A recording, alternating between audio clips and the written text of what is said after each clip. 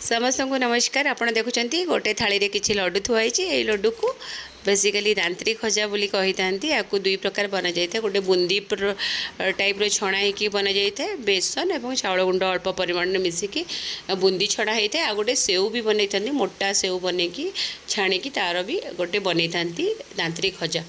But एबे मु Bundi type रो बनईछि, एभले आपण भी प्रस्तुत करेंगे। तापरे आमे ताकू गुड़ पाग करवा, गुड़ पाग करवा जमती लड्डू जो हिसाब रे हुए से भलिया ही आमे लड्डू हिसाब रे ही ताकू बनईकी गुड़ पाग प्रस्तुत करके बनैबा।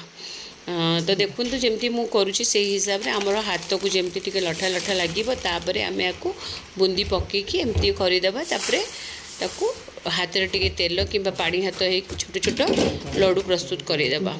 एटा माने बहुत क्रिस्पी थाए, मास मास रहिबा आपण याको स्टोर करके रखी पारिबे। सेतिपई जेहेतु चाउल गुंड मिक्स होता है तार माने साउंडटा भी बहुत बढ़िया होता है। आउपाई या दांतरी खजा ही कहते, दांत टिके लगे पड़े या खाइला बेलू। नॉर्मल बूंदी लड्डू सॉफ्ट साइज जोटा कि आम चीनी सीरा रे प्रस्तुत होता है, बट यार टेस्ट बहुत यूनिक। आपण मैंने डेफिनेटली ट्राए करूँ।